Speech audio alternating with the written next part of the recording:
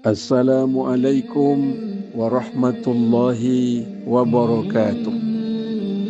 Alhamdulillahilladzi bini'matihi tatimmus shalihat.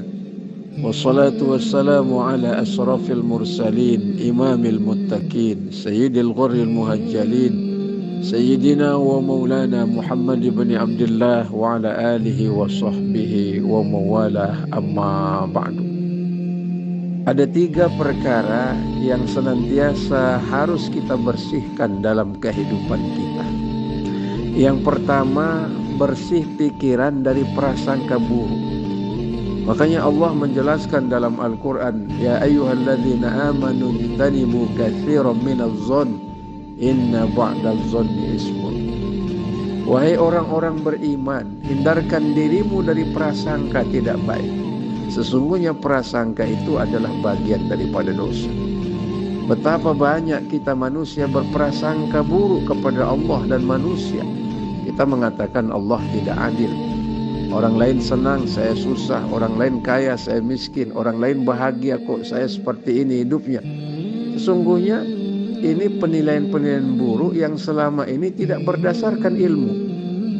Ada satu kisah. Seorang petani, selesai dia bekerja di sawah, dia rebahan di sebatang pohon beringin yang sangat rindang. Sambil rebahan dia mendongakkan kepalanya ke atas, menyaksikan Allah ini gak adil katanya. Pohon beringin yang begitu besar, kok buahnya kecil-kecil.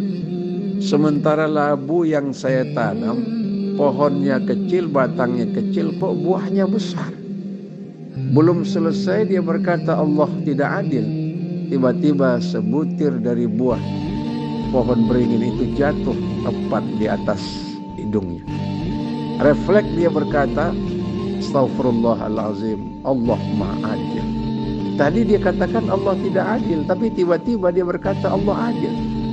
Andai buah beringin sebesar buah labu jatuh dari pohonnya menimpa hidung saya, kayak apa hancurnya wajah saya. Begitulah Allah. Terkadang sesuatu yang di hadapan kita nampak tidak baik, nampak tidak bagus, sejatinya itu yang terbaik bagi kita dalam pandangan Allah Subhanahu wa ta'ala. Allah lebih tahu, kita nggak pernah tahu.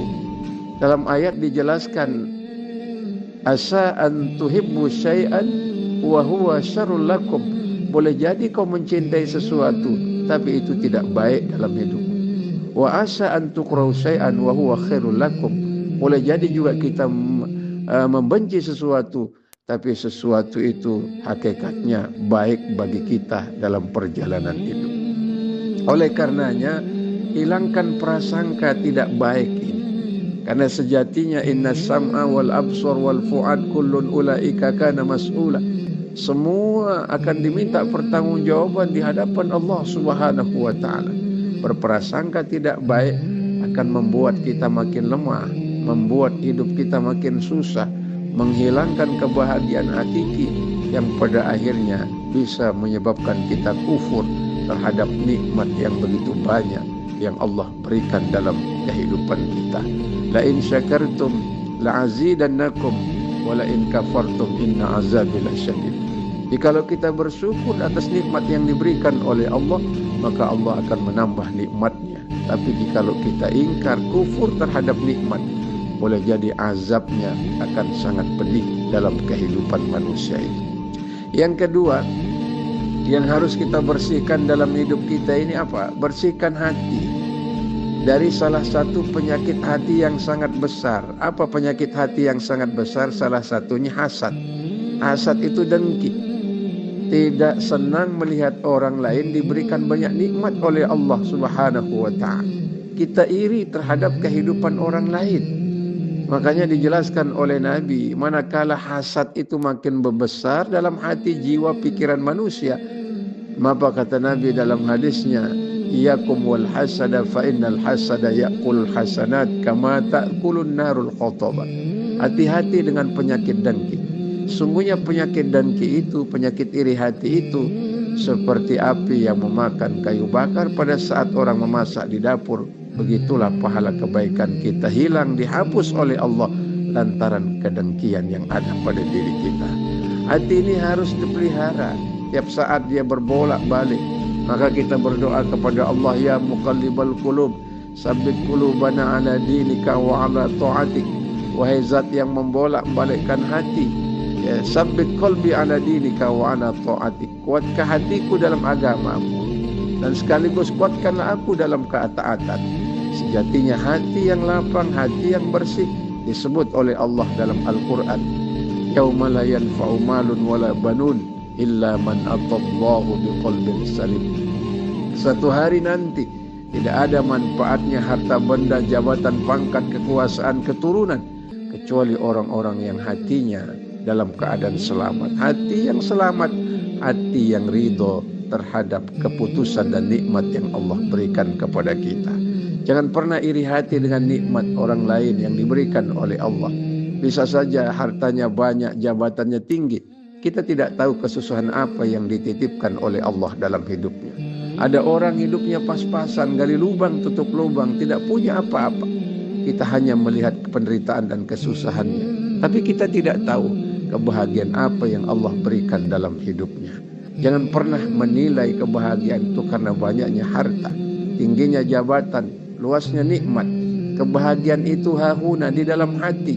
Manakala hati itu ridho dengan yang sedikit, ridho dengan pemberian Allah, insya Allah yang sempit jadi lapang, yang sedikit akan terasa banyak, yang tidak ada akan terasa senantiasa ada. Itu karena ada keridhaan hati untuk menerima apa yang menjadi ketetapan Allah Subhanahu wa ta'ala. Yang terakhir, yang ketiga yang harus kita bersihkan dalam hidup ini, bersihkan harta benda dengan membayar zakat. Karena sejatinya tiap hari kita pergi pagi, pulang petang, peras keringat, banting tulang, kita kumpulkan harta tidak selamanya dengan cara-cara yang baik. Terkadang kita menipu, terkadang kita kurangi timbangan dan takaran, kita ambil hak yang bukan milik kita. Makanya Allah jelaskan, khuz min amwalihim shadaqatan tutahhiruhum wa tuzakkihim biha.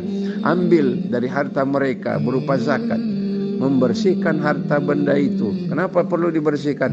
Karena pertama, cara mendapatkannya tidak selamanya dengan cara yang baik. Yang kedua, dalam harta itu ada hak fakir miskin, yatim piatu, janda-janda tua, mu'allam, orang-orang yang fisabilillah, mereka yang musafir mencari nafkah tapi belum mendapatkannya. Mereka ada haknya dalam harta benda kita. Yang kedua, fungsi zakat, kata Allah Subhanahu wa ta'ala, wa tuzakkihim biha, membersihkan jiwa dari rakus, serakah, pelit, bakhil. Karena sifat rakus, serakah, pelit, bakhil akan mewarnai perjalanan hidup manusia. Maka hikmah zakat membersihkan dari sifat-sifat buruk itu agar kita menjadi hamba yang sadar betapa apa yang ada pada diri kita saat ini semua titipan. Jangankan jabatanmu, pangkatmu, hartamu, dirimu, nyawamu, badanmu, tidak ada yang tidak titipan. Kalau kita sadar semua titipan, maka tunaikan hak itu kepada orang yang berhak. Mudah-mudahan 3 hal yang sulit untuk dibersihkan senantiasa kita bersihkan, dan mudah-mudahan Ramadan menjadi wasilah kita untuk mampu membersihkan 3 perkara ini. Wallahu a'lam bishawab. Wabillahil hidayah wat taufiq wal 'afu minkum. Wassalamu alaikum warahmatullahi wabarakatuh.